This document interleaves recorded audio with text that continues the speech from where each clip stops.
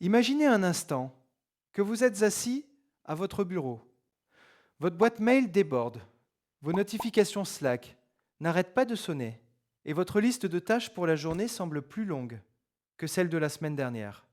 Vous courez d'une réunion à l'autre, vous répondez à des messages urgents en mangeant votre sandwich et quand vient le soir, vous êtes épuisé. Mais quand vous vous posez la question, qu'est-ce que j'ai réellement accompli d'important aujourd'hui? Le silence est assourdissant. Vous avez été occupé, terriblement occupé, mais avez-vous été productif?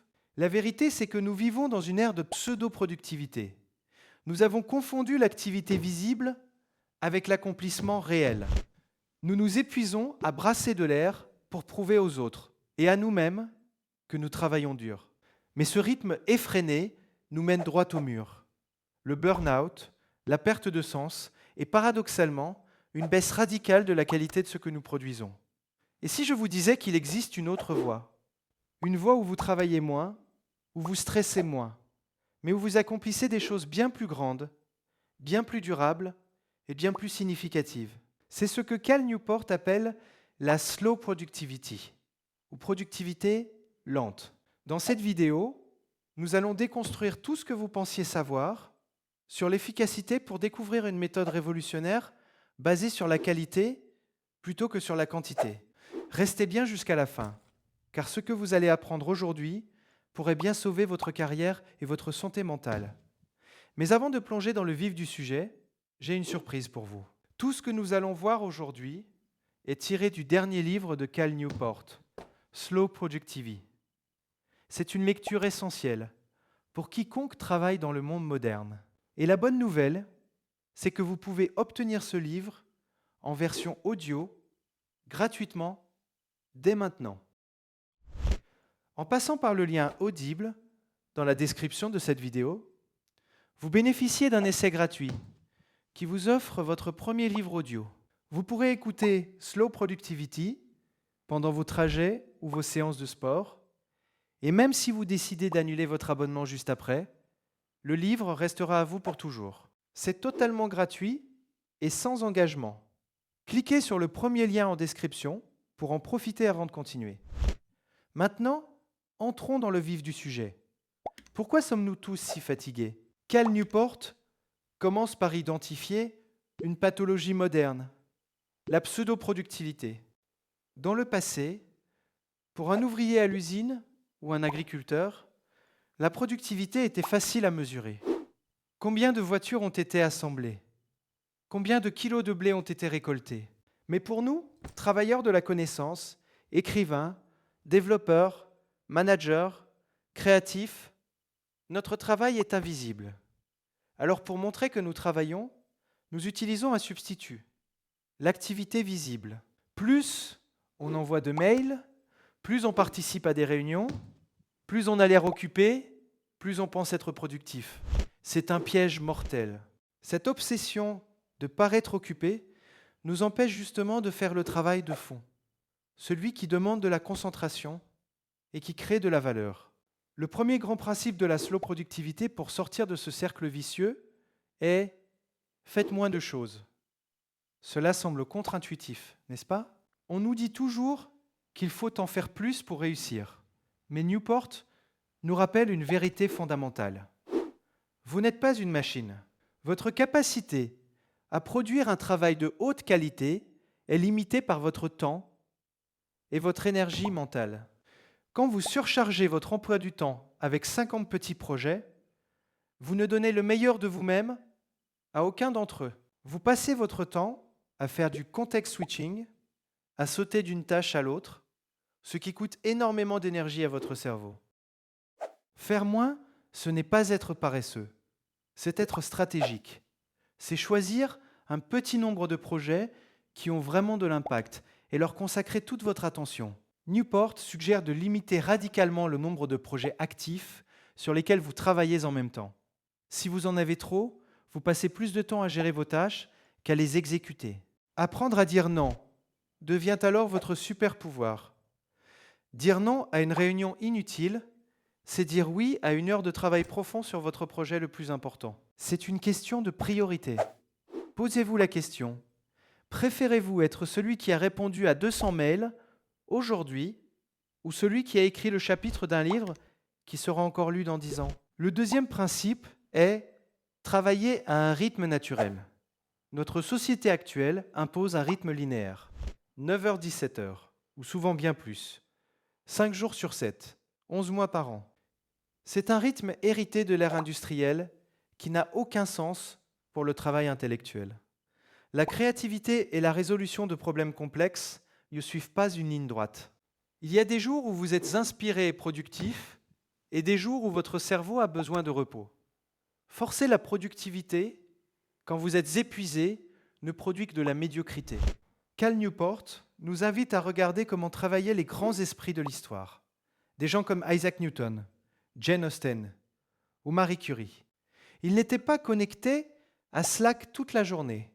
Ils avaient des périodes d'activité intenses, suivies de longues périodes de réflexion, de marche en pleine nature ou de repos. Ils respectaient les cycles de leur propre esprit. Travailler à un rythme naturel, c'est accepter que certains jours seront moins productifs que d'autres. C'est aussi s'accorder des saisons de travail. Parfois, il faut mettre les bouchées doubles pour terminer un projet, mais cela doit être compensé par une période de décompression.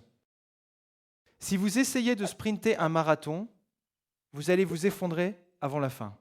La slow productivity, c'est comprendre que la carrière est un marathon, pas un sprint de 100 mètres. Enfin, le troisième et peut-être le plus important des principes est l'obsession de la qualité. C'est ici que la magie opère. Dans le système classique, on valorise la quantité. Combien de vidéos publiées? Combien de rapports écrits? Dans la slow productivity, on ne se soucie que d'une chose. Est-ce que c'est excellent? Newport argumente que sur le long terme, seule la qualité exceptionnelle paie. Si vous produisez quelque chose de vraiment remarquable, le temps que vous avez mis pour le faire n'aura plus aucune importance. Personne ne demande combien d'heures par jour Einstein passait à son bureau lorsqu'il a formulé la théorie de la relativité. On s'en fiche. Tout ce qui compte, c'est le résultat final. L'obsession de la qualité est une protection naturelle contre la surcharge. Si vous vous engagez à ne produire que de l'excellent, vous ne pouvez pas accepter n'importe quel projet. La qualité demande du temps, de la patience et du soin. En vous focalisant sur la qualité, vous ralentissez naturellement votre rythme, vous faites moins de choses et vous travaillez de manière plus sereine. C'est un cercle vertueux. Plus votre travail est de qualité, plus vous gagnez en liberté et en levier dans votre carrière, ce qui vous permet de ralentir encore plus et de viser une qualité encore plus haute. Alors comment appliquer tout ça concrètement dès demain? Voici quelques pistes suggérées par Newport. D'abord, videz votre assiette. Regardez votre liste de projets et demandez-vous lesquels sont vraiment essentiels. Supprimez ou déléguez le reste sans pitié. Ensuite, créez des zones de silence. Bloquez des plages horaires dans votre calendrier où personne ne peut vous déranger. Pas de mail, pas de téléphone. C'est là que la vraie valeur est créée. Enfin, apprenez à apprécier le processus. La slow productivity n'est pas seulement une méthode pour obtenir des résultats, c'est une philosophie de vie.